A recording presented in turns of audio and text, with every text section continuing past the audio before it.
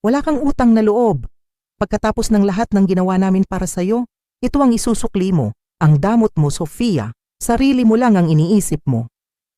Iyan ang eksaktong mga salitang isinampal sa akin ng sarili kong ina, sa harap ng aking ama, sa harap ng kapatid ko. Sa isang mamahaling restaurant na ako pa mismo ang nagbabayad. Ang sakit, di ba? Para kang sinaksak.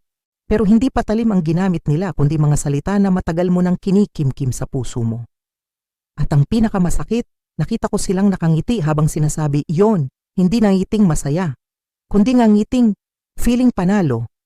Nandoon ang nanay ko, suot ang pinakamaganda niyang blusa, na parang nanalo na sa isang laban na hindi ko alam na sinimulan pala niya. Ang tatay ko tahimik lang pero ang mga mata niya sumasang-ayon sa bawat salita ng nanay. At ang kapatid ko, si Bea, ayun, prenteng-prente lang na nagse-cellphone, suot ang designer sweater na alam kong nagkakahalaga ng halos 70,000 piso, perang hindi naman niya pinaghihirapan. Para silang mga buwitre na nag-aabang sa pagbagsak ko. Hinihintay lang nila akong umiyak. Hinihintay nilang magmakaawa ako. Hinihintay nilang sabihin ko ang paborito nilang salita na gusto nilang marinig mula sa akin. Ang salitang, sige. Pero imbis na umiyak, imbis na magalit, imbis na sumigaw. Ngumiti lang ako. Isang maliit na ngiti habang dahan-dahan kong kinuha ang baso ng tubig at uminom. Hindi ko sila tiningnan. Tumingin ako sa labas ng bintana, sa matatayog na gusali ng Bonifacio Global City, ang lugar kung saan ko itinayo ang mga pangarap ko at ang lugar kung saan din nila gustong wasakin ang mga ito. Ako si Sofia, 33 anyos, at sa loob ng mahigit 10 taon, ako ang naging breadwinner. Ako ang naging sandalan. Ako ang naging ATM ng pamilyang ito. Mula ng unang araw na sumahod ako, ang isip ko, hindi para sa sarili ko, para sa kanila. Kailangan ni Bea ng pambayad sa tuition sa pangatlong college na pinasukan niya. Sige, ako ang sasagot. Nabasag ang screen ng pinakabagong iPhone ni Bea. Sige, ako na ang bibili ng bago. Gusto ni nanay at tatay magbakasyon sa Palawan. Sige, ako na ang bahala sa lahat. 14 na oras na trabaho, mga weekend na nasa conference. Mga gabing puyat para lang maabot ang sales target. Lahat tiniis ko. Habang ang kapatid kong si Bea, na 29 na taong gulang na, ay abala sa pagpapanggap na influencer sa social media, nabubuhay sa pera ko. Nabubuhay sa pawis ko. Nabubuhay sa mga sakripisyo ko. Tiniis ko lahat yon dahil pamilya sila, dahil mahal ko sila. Yun ang inakala ko. Pero sa araw na yon, sa loob ng restaurant na yon, habang hinihiling nila na patirahin ko ang kapatid ko sa pinaghirapan kong kondo, nang libre, doon ko nalaman. Hindi pala ako anak para sa kanila. Isa lang akong investment at ngayon na gusto na nilang kunin ang kanilang return of investment. Pero may isang bagay silang hindi alam. Isang malaking sikreto na tinago ko sa loob ng maraming taon. Hindi nila alam na habang hinihiling nila ang sahod ko, habang winawaldas nila ang pera ko, mayroon akong itinayo para sa sarili ko. Isang bagay na akin lang. Hindi nila alam na habang abala sila sa pagpaplano kung paano ako gagatasan, unti-unti kong binubuo ang aking santuwaryo, ang aking kuta, ang aking paraiso, isang penthouse condominium sa pinakatuktok ng isang gusali sa BGC. Bayad na. Cash. Walang utang. At walang kahit sinong nakakaalam. Wala. As in zero. Akala nila hawak nila ako sa leeg. Akala nila wala akong laban. Akala nila, sa isang salita lang nila, susuko na ako gaya ng dati. Ngumiti ulit ako pero sa pagkakataong ito, tiningnan ko sila isa-isa. Dahil hindi nila alam na ang bahay na gusto nilang angkinin ay hindi lang basta bahay. Ito ang magiging resibo ng karma nila. Kung naramdaman mo na kahit minsan na para kang dayuhan sa sarili mong tahanan, kung naging bangko ka ng pamilya mo, i-like at share mo ang video na to. At huwag kalimutang mag-comment sa baba. Saan kayo nanonood? Gusto kong marinig ang kwento nyo. Dahil sa kwentong ito, hindi tayo mag-isa. Maghahanda kayo dahil sisimulan na natin. 3 linggo ng purong kapayapaan. Sa loob ng 3 linggo, naramdaman ko ang tunay na kahulugan ng salitang tahanan. Sa umaga, sasalubong sa akin ang sikat ng araw mula sa aking floor-to-ceiling windows, tanaw ang buong syudad na unti-unting nagigising. Sa gabi ang mga ilaw ng BGC ay parang mga bituin na abot kamay ko. Walang maingay na TV mula sa sala, walang mga utos, walang mga parinig. Ito ang buhay na pinangarap ko, ang buhay na pinaghihirapan ko. Pero alam ko sa sarili ko, ang katahimikang ito ay pansamantala lang. Parang kalma bago dumating ang isang malakas na bagyo at hindi nga ako nagkamali. Isang araw habang nag-check ako ng emails, biglang tumunog ang cellphone ko. Isang text message mula kay nanay. Simple lang ang nakasulat. Anak, kumain naman tayo sa labas sa linggo. Isama mo na rin si Bea, miss ka na namin. Kahit simple ang mga salita, ramdam ko ang bigat sa likod nito. Ramdam ko ang kalkulasyon. Ilang linggo ko na rin kasi silang iniiwasan. Palagi kong dahilan ang trabaho, ang pagiging abala sa bagong product launch. Pero alam kong napapansin na nila. Kaya pumayag ako para matapos na. Dumating ako sa restaurant ng eksaktong 1:00 ng hapon. Naabutan ko silang nakaupo na sa isang table sa may sulok. Ang nanay ko, suot ang paborito niyang blusa, yung isinusuot lang niya sa mga espesyal na okasyon. Ang tatay ko, bagong gupit ang bigote. Si Bea naman, gaya ng dati, tutok na tutok sa kanyang cellphone, ang mga kuko niyang bagong manicure ay tumatapik-tapik sa screen. Sofia, anak, mabuti nakarating ka, bati sa akin ni nanay sabay yakap. Ang pabango niya, napakatapang, kumakapit sa damit. Halos hindi ka na namin nakikita, dagdag pa niya. Pilit akong ngumiti at sinabi kong naging abala lang talaga ako sa trabaho. Nag-order kami ng pagkain at ang usapan ay puro pabalat bunga. Tungkol sa panahon, sa mga chismis sa kapitbahay, sa laro ng golf ng tatay ko. Ang lahat ng ito ay parang isang palabas. Isang mahabang intro bago nila sabihin ang tunay na pakay. Uminom lang ako ng tubig at naghihintay. Sa pamilya naming, natutunan kong ang pasensya ang pinakamalakas kong sandata. Nang dumating na ang dessert, hindi na nakatiis si nanay. Ibinabahan niya ang kanyang tinidor at tiningnan ako ng isang tingin na pamilyar sa akin mula pagkabata. Ito yung tingin niya kapag may sasabihin siyang balita na inaasahan niyang tatanggapin ko nang walang tanong-tanong. Sofia, may mahalaga kaming sasabihin sa'yo, panimula niya, at biglang tumahimik ang lahat. Alam na namin ang tungkol sa apartment mo. Para akong nabingi. Ang ingay ng buong restaurant ay biglang nawala. Dahan-dahan kong ibinaba ang tasa ng kape ko at sinalubong ang mga mata niya nang walang kurap. Kondominium po, pagtatama ko sa mahinang boses. Oo, yang magara mong kondo sa BGC. Sabat naman ni tatay, may halong panunumbat sa kanyang boses. Hindi mo man lang sinabi sa amin na lilipat ka na pala. Dito na nagsimula. Ang simula ng katapusan. Sinabi nilang nalaman nila ito mula sa isang tita Marilu na nakakwentuhan ni nanay sa grocery. Kung gaano raw nakakahiya na sa iba pa niya nalaman na ang sarili niyang anak ay bumili ng isang luxury condo. Ang bigat ng guilt, sinubukan nilang ipasa sa akin. Pero sa pagkakataong ito, hindi ko ito tinanggap. Hindi ko po alam na kailangan kong magpaalam, sabi ko, pinipilit kong maging kalmado ang boses ko. 33 taon na po ako. Ngumuso si nanay at sinabing hindi raw yon ang punto.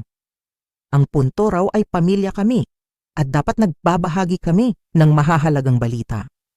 Doon na sumabat si Bea kahit hindi inaalis ang tingin sa cellphone. Privacy daw, bulong niya na may kasamang pag-irap. Galing kay Miss Perfect na laging nangangaral sa akin tungkol sa responsibilidad. Pinigilan siya ni nanay pero halatang hindi bukal sa loob. Pagkatapos, bumalik ang tingin niya sa akin at ang ekspresyon niya ay biglang lumambot. Ito yung itsura niya na sa tingin niya ay nagpapakita ng pag-aalala ng isang ina. Anak, hindi kami galit na bumili ka ng sarili mong lugar. Masaya kami para sa'yo pero sa tingin namin panahon na para suklian mo naman ang pamilya. Panahon na para tulungan mo ang kapatid mo na hindi pinalad na magkaroon ng mga oportunidad na tulad ng sa iyo. Para akong nasampal sa sinabi niya. Pareho kaming lumaki sa iisang bahay.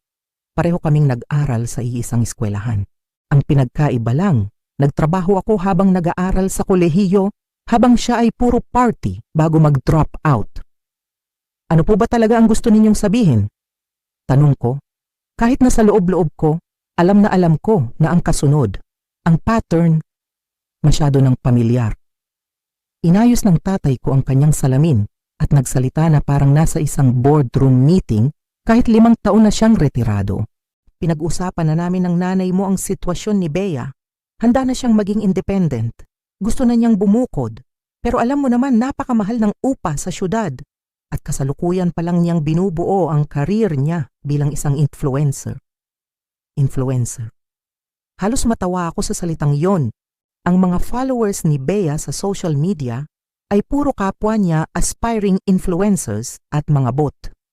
Pero pinanindigan ito ng nanay ko. Oh, influencer, sabi niya ng may diin. Malapit na siyang mag 10,000 followers. Kailangan lang niya ng tamang environment para palaguin ang kanyang platform.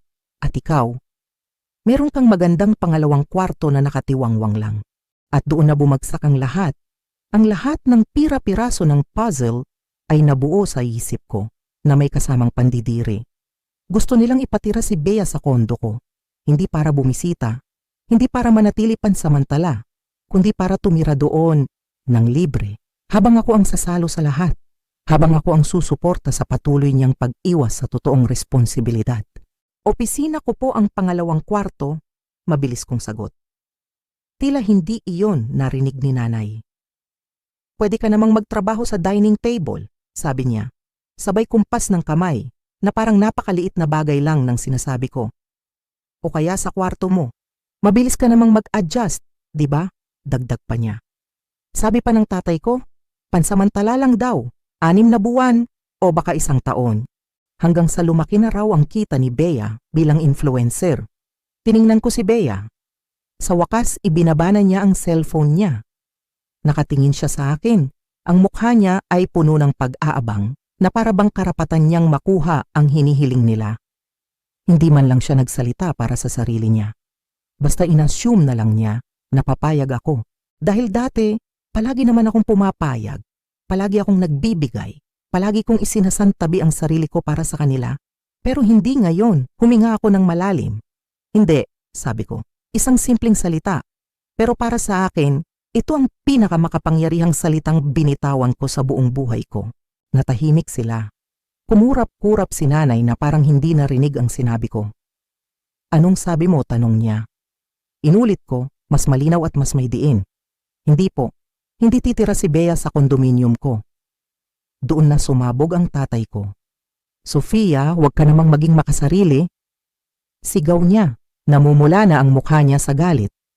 Pamilya tayo, pamilya ang nagtutulungan, sobra-sobra ang espasyo at pera mo. Kailangan ng kapatid mo ng tulong. Hindi ko na napigilan ang sarili ko, tumayo ako. Ang kailangan ni Bea ay tulungan ang sarili niya, sabi ko, habang kinukuha ang bag ko. 29 na taon na siya. Sobra-sobra na ang panahon na ibinigay niyo sa kanya para ayusin ang buhay niya. Naging parang halimaw ang itsura ni nanay. How dare you? Sigaw niya, basag na ang kanyang pagkukunwari. Pagkatapos ng lahat ng ginawa namin para sa'yo, pinalaki ka namin, minahal ka namin, tapos ito ang igaganti mo. Tatalikuran mo ang kapatid mo ngayong kailangan ka niya? Nagsimula nang tumingin ang mga tao sa ibang lamesa. Pero wala na akong pakialam. Ang lahat ng sama ng loob na kinimkim ko sa loob ng maraming taon, lumabas lahat. Pinalaki niyo kaming pareho, minahal niyo kaming pareho. Ang pinagkaiba lang, inasahan niyo akong paghirapan ng lahat habang ibinibigay niyo kay Bea ang lahat ng gusto niya nang walang kahirap-hirap. Ako ang nagpaaral sa sarili ko. Ako ang nagtayo ng career ko. Nag-ipon ako, nag-invest, nagtrabaho ng weekends at holidays. At ngayong may narating na ako para sa sarili ko, gusto niyong ipamigay ko sa isang taong hindi man lang alam ang salitang trabaho? Sumabat si Bea, ang boses niya ay matalas at puno ng inggit. Akala mo kasi palagi kang mas magaling sa akin. Si Miss Career Woman, masyadong magaling para sa sariling pamilya. Tiningnan ko siya ng diretso. Ang akala ko, may karapatan ako sa mga bagay na pinaghirapan ko, pagtatama ko. Magkaiba yon. Naglabas ako ng 2,100 piso at inilapag sa mesa. Sobra-sobra pa yon para sa kinain ko. Tumalikod ako at naglakad palabas. Narinig ko pang sumisigaw si nanay, pero hindi na ako lumingon. Pagka-uwi ko, umupo ako sa sofa at pinakiramdaman ang sarili ko. Nanginginig ako pero kasabay nito may kakaibang gaan. At doon nagsimula ang walang tigil na pag-atake. Mga text message mula kay nanay, kay tatay at pati kay Bea. Kesyo makasarili ako, walang utang na loob, malupit. Pagkatapos ng ilang araw, dumating ang text na nagpatindig ng balahibo ko mula kay nanay. Pupunta kami dyan bukas para mag-usap tayo ng maayos. Darating kami ng 10:00 ng umaga. Hindi ito pakiusap. Isa itong anunsyo. Isang banta. Alam ko na. Hindi na ito titigil sa isang pagtanggi. Patuloy silang mangungulit, patuloy silang manghihingi hanggang sa bumigay ako. Pero nagpasya ako. Hindi na ako ang Sofia na dati nilang kilala. Kailangan kong gumuhit ng linya. Isang linya na gawa sa bakal at semento. Kaya naman, kinuha ko ang laptop ko at nagsimulang mag-research. Kinabukasan, kinausap ko ang security director ng building. Nag-install ako ng karagdagang smart locks na kailangan ng code at biometric verification. Nag-upgrade ako ng security cameras. At ang pinakamahalaga sa lahat, pumunta ako sa pinakamalapit na istasyon ng Philippine National Police. Nagsampa ako ng isang formal na trespassing notice laban sa kanila. Oo, laban sa sarili kong mga magulang at kapatid. Itinatak ko sa papel sa mata ng batas ang linyang hindi na nila pwedeng tawirin. Kinagabihan bago ang kanilang nakatakdang pagbisita, nag-impake ako ng maliit na bag at nag-check-in sa isang hotel. Ayokong nandoon ako kapag dumating sila. Ayokong masangkot sa emosyon ng komprontasyon. Hahayaan ko ang sistemang inihanda ko ang humarap sa kanila. Kinabukasan, habang nasa kalagitnaan ako ng isang napakahalagang presentasyon sa harap ng mga doktor at hospital administrators, biglang nag-vibrate ang smartwatch ko. 10:15 ng umaga. Isang alert. Motion detected at front door. Napalunok ako pero hindi ko ipinahalata. Nagpatuloy ako sa pagsasalita tungkol sa clinical trial data.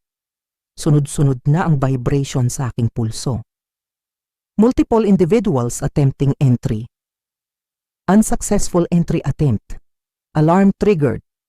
Security notified. Natapos ang meeting ng 11:00.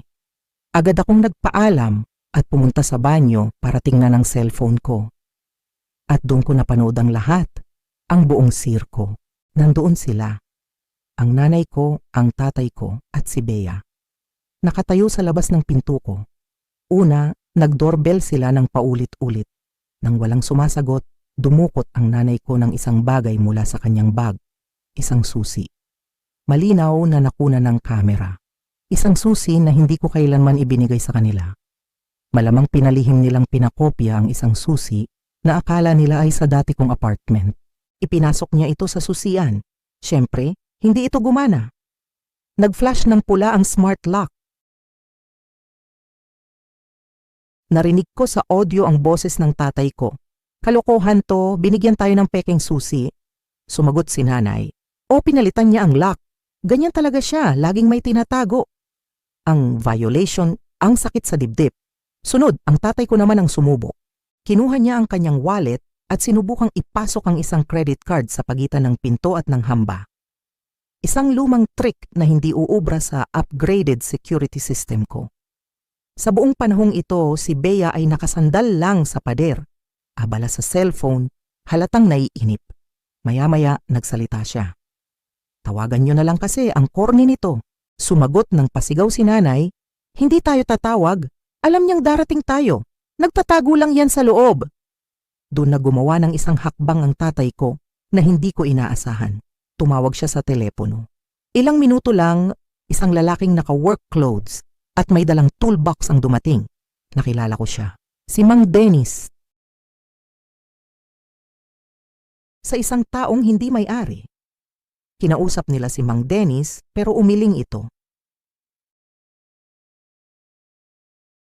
Iginiit ng nanay ko na sila ang may-ari dahil anak nila ako, pero hindi pumayag si Mang Dennis.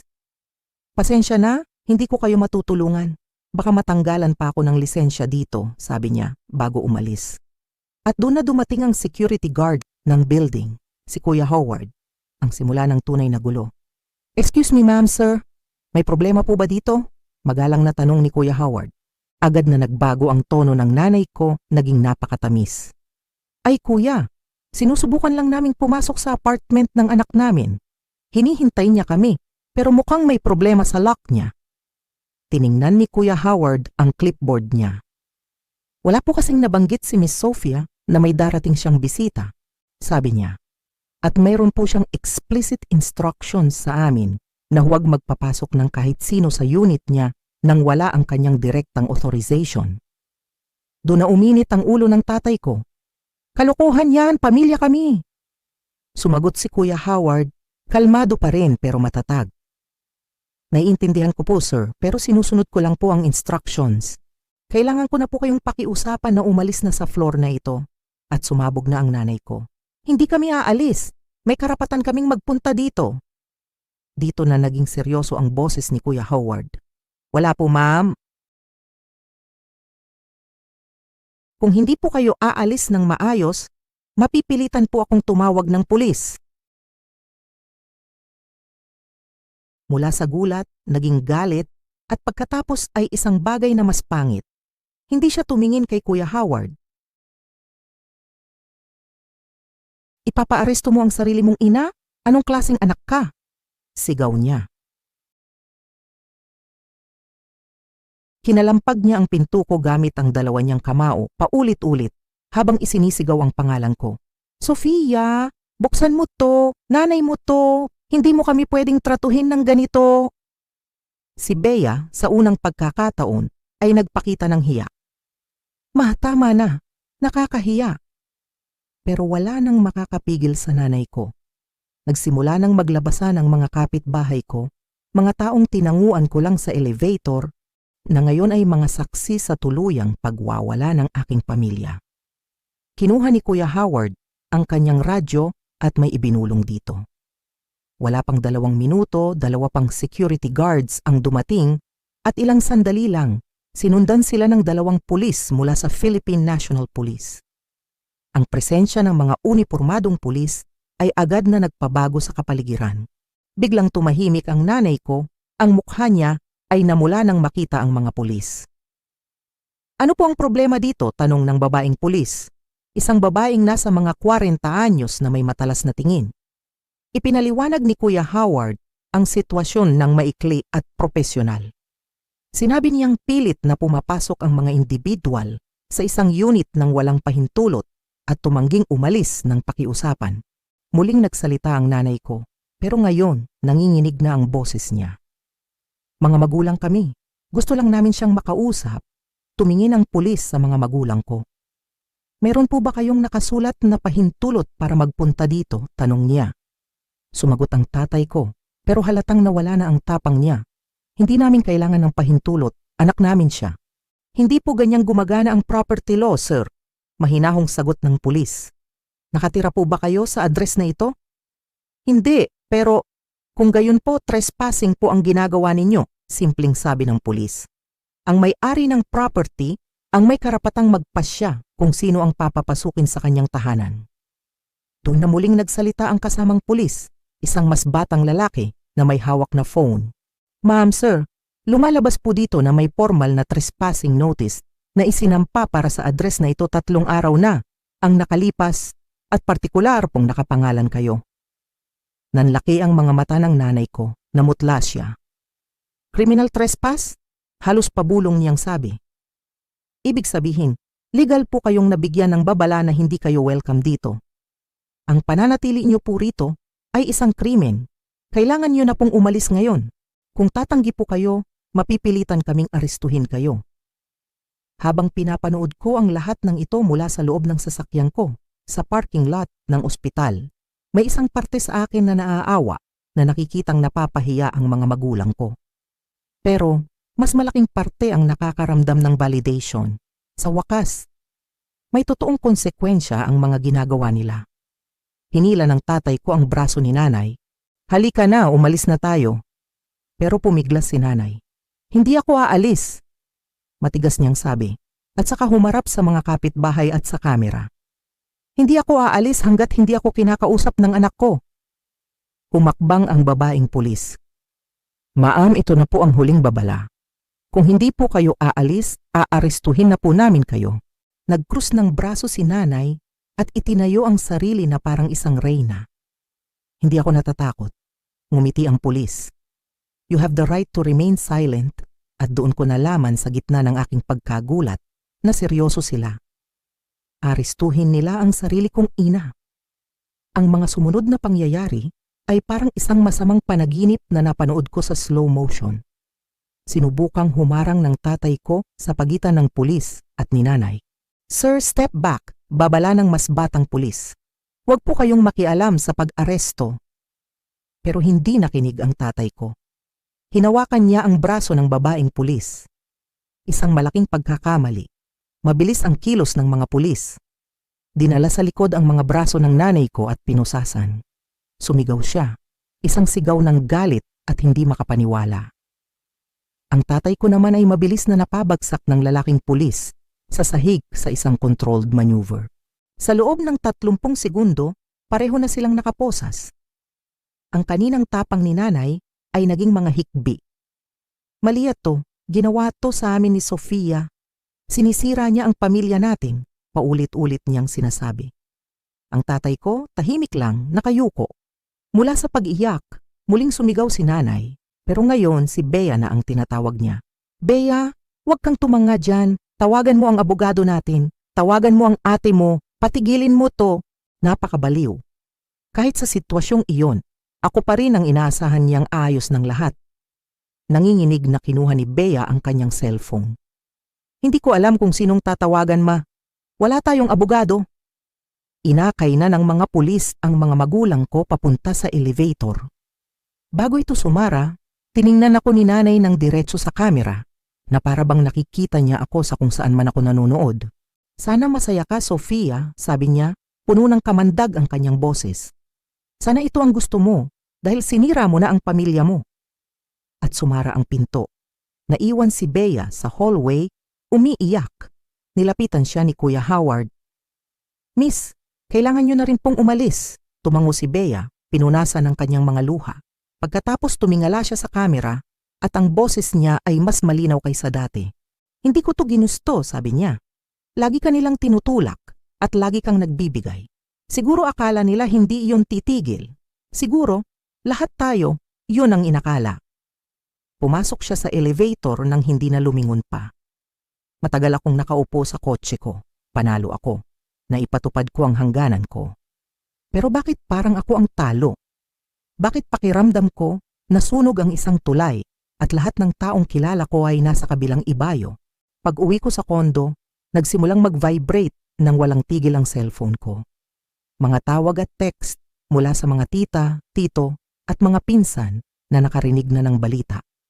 Siyempre, ang kwento ng mga magulang ko, sila ang biktima, sila ang naapi. Hindi ako makapaniwala, Sofia, na pinaaresto mo ang sarili mong magulang. Sabi ng isa. Hindi ka pinalaki ng nanay mo ng ganyan, sabi naman ng isa pa. Pagod na ako. Kaya gumawa ako ng isang group message. Bumili ako ng kondo gamit ang perang pinaghirapan ko. Hindi ko sila inimbitahan. Nang subukan nilang pasukin ang bahay ko nang walang pahintulot, ipinatupad ko lang ang batas. Kung gusto ninyong makita ang security footage ng kanilang pagtatangkang pumasok at pagtangging umalis, masaya ko itong ibabahagi sa inyo. Kung hindi, pakiusap, respetuhin niyo ang privacy ko. Inattach ko ang isang maikling clip. Pagkatapos, inimute ko ang lahat. Kinagabihan, habang kumakain ako ng dinner mag-isa, biglang tumawag ang isang numero. Si Bea, sinagot ko. Ante, narinig ko ang kanyang paghinga sa kabilang linya. Bakit mo ginawa yon? Tanong niya. Bakit hindi mo na lang sila kinausap ulit? Sinabi ko na ang hindi, sagot ko. Ang lahat ng sumunod doon, desisyon na nila yon. Natahimik siya. Pagkatapos sinabi niya ang mga salitang hindi ko inaasahan. Para malaman mo lang, hindi sa tingin ko mali ang ginawa mo. Sa tingin ko ginawa mo kung ano ang kailangan mong gawin. Sana lang, hindi na umabot sa ganito. Lumipas ang 3 linggo na parang isang panaginip. Pumasok ako sa trabaho, nag-meeting, kumausap ng kliyente, pero lahat ay nagbago. Ang bigat na laging nakadagan sa balikat ko, nawala. Ang espasyo para huminga at mag-isip, bumalik. Ang mga kamag-anak na dati galit, unti-unting nanahimik matapos mapanood ang footage. Mahirap ipagtanggol ang isang kwento kapag may video na nagpapakita ng katotohanan.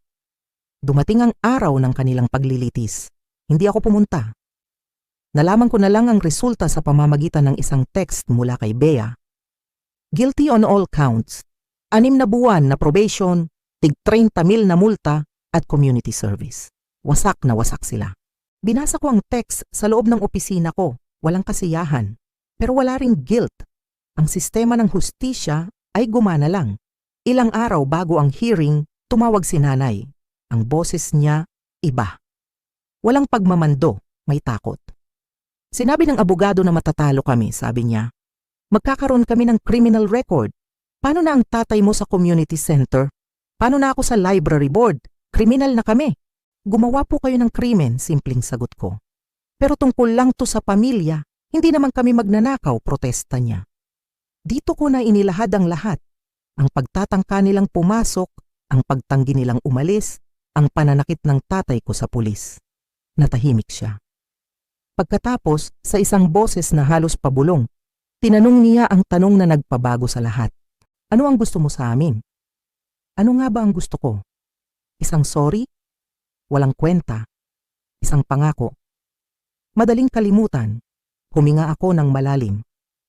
Gusto kong tanggapin ninyo ang responsibilidad sa mga ginawa ninyo. Gusto kong itigil ninyo ang pag-asa sa akin na saluhin si Bea.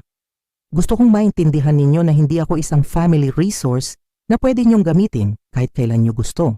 Sinubukan pa rin niya. Kami ang magulang mo. Ibinigay namin sa iyo ang lahat. Ibinigay niyo sa akin ang parehong bagay na ibinigay niyo kay Bea, sagot ko. Ang pinagkaiba lang, hinayaan niyo siyang maging dependent habang ako, inasahan niyong maging compliant. Kayo ang lumikha ng sitwasyong ito, hindi ako. So hahayaan mo na lang kaming makonvict? Tanong niya. Umiiyak na. Dito ko na binitawan ang huling salita ko sa usapang iyon. Ang babaeng pinalaki ninyo, susuko na sana. Ang babaeng iyon, matagal nang namatay. Ang kaharap nyo ngayon ay isang babaeng alam ang kanyang halaga at ipinaglalaban ang kanyang mga hangganan. Kung sa tingin nyo malamig yon, siguro dapat nyong tanungin ang sarili nyo kung bakit mas gusto nyo yung dati. Pagkatapos, ibinaba ko ang telepono. Ilang araw matapos kong matanggap ang text ni Bea tungkol sa hatol, nag-follow up siya. Gusto nilang malaman kung kakausapin mo sila ngayon. Nag-isip ako. Sabi ni Bea, sa tingin niya, gusto na talaga nilang mag-sorry. Totoong sorry. Napaisip ako, pumayag ako pero may mga kondisyon. Nagkita kami 4 na araw pagkatapos sa isang coffee shop malapit sa Botanical Gardens. Neutral ground. Walang masamang alaala. Nauna akong dumating at pumili ng lamesa sa likod. Sila ang unang dumating at nagulat ako sa itsura nila. Mukha silang tumanda ng 10 taon. Ang tatay ko, medyo hukot na. Ang nanay ko, walang makeup, simpleng nakatali ang buhok. Mukha silang mga taong nakaharap sa isang katotohanang hindi nila inaasahan. Huling dumating si Bea at umupo siya sa tabi ko. Isang maliit na kilos pero napakalaki ng kahulugan. Isang tahimik na pahayag kung saan na siya nakapanik. Ang tatay ko ang unang nagsalita. Salamat sa pagpunta mo, anak. Alam naming hindi mo kailangang gawin to. May 1 oras kayo, sabi ko diretsahan. Ginamit nila ito ng maayos. Sinabi ng nanay ko na nagte-therapy sila bilang requirement sa probation, pero nag-e-extra sessions pa sila para maintindihan kung bakit naging ganito kasama ang lahat. At anong sabi ng therapist nyo? Tanong ko. Ang tatay ko ang sumagot, diretsahan. Na ginamit ka raw namin bilang surrogate parent para sa kapatid mo. Na nabigo kaming turuan si Bea na maging independent dahil mas madaling umasa sa'yo. Na tinrato namin ang tagumpay mo bilang yaman ng pamilya imbes na bilang personal mong achievement. Ang mga salita parang inensayo. Pero sa ilalim ng rehearsal, may narinig akong katotohanan. Tumingin sa akin si nanay, sa wakas, ng diretso sa mga mata. Nagkamali kami, sabi niya.